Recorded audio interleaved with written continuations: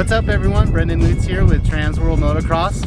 We're out here at the Ranch Motocross Park testing out the 2012 KX250F.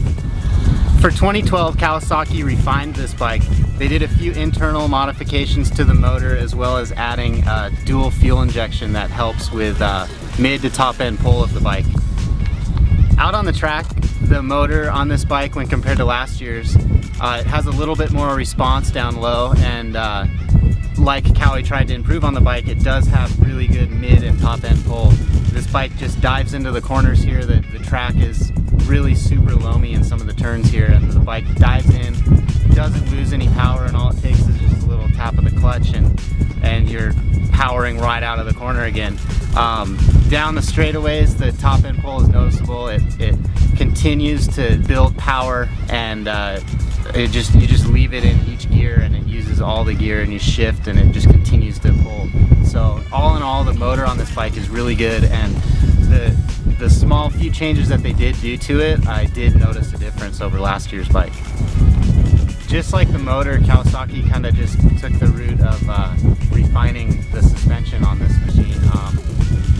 Last year they went to the new SFF fork, and I wasn't a huge fan of it last year. It was really springy and used up a lot of the stroke. When entering corners, it just dived through the stroke, and I just wasn't a huge fan of it. For 2012, they put stiffer springs on the front and rear and did some valving adjustments to both the shock and the forks, and overall it was a huge improvement over last year's bike. The bike stays more upright in the stroke over rough chop and over whoops, and it just makes it handle a lot better and stay more stable down straightaways.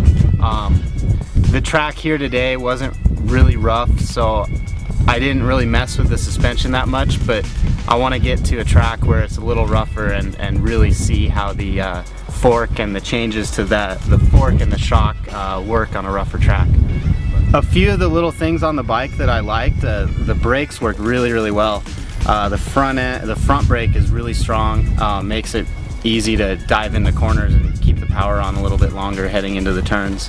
One of the things that I'm not a huge fan of though are these grips. They're really hard. I mean, it's a simple thing to change. You can just throw on new grips when you get this bike, but it's just a little gripe that I have. They're a little hard and kind of tear up my hands, but other than that, this bike is a really good machine this year. We got quite a bit more testing to do on it at our local tracks around California here, so like I said, check out the next issue of Transworld Motocross for a more in-depth test on this bike.